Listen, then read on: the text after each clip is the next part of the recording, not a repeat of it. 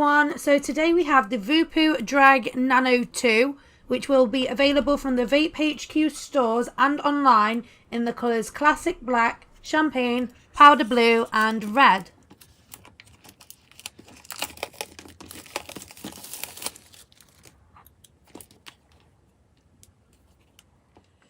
So this is the external packaging that the device comes in. Let's open it up and see what you get inside.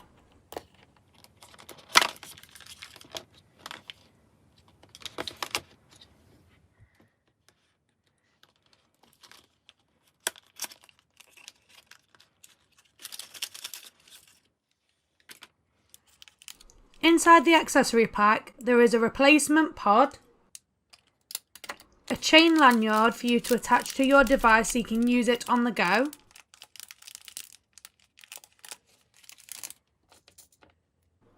a USB-C charging cable, and then a user manual to show you in more depth of how the device works. So this is the device itself. The device itself has an 800 milliamp internal battery, which is perfect for a starter kit. On the front of the device, there is the airflow adjustment, which loosens and tightens the drawer, and it's all down to your personal preference on how you like to use your device.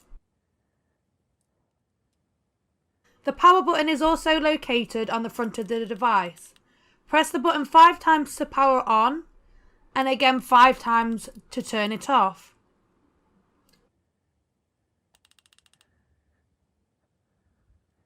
With the same button, if you press it 3 times, it will let you change the power outage.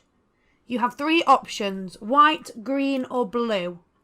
White is the high setting, green is medium and blue is low. Also, if you press the button just once, it will show you what power outage you've got it set to.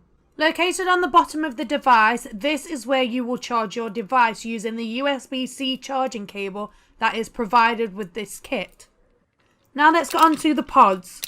So you get 2 pods with this kit, a 0.8 and a 1.2 ohm.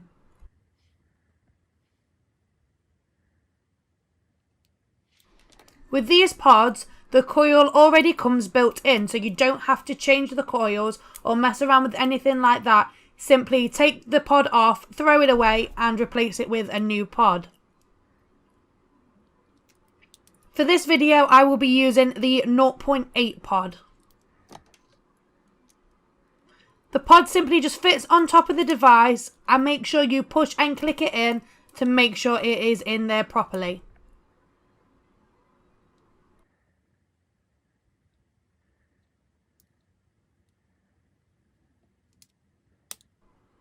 To fill this device, simply pop the cap off and it will reveal a fill port on the top. For this video, I will be using HQ Labs District Range in Lime Cola. Simply fill up the pod, reseal the cap and pop the top back on.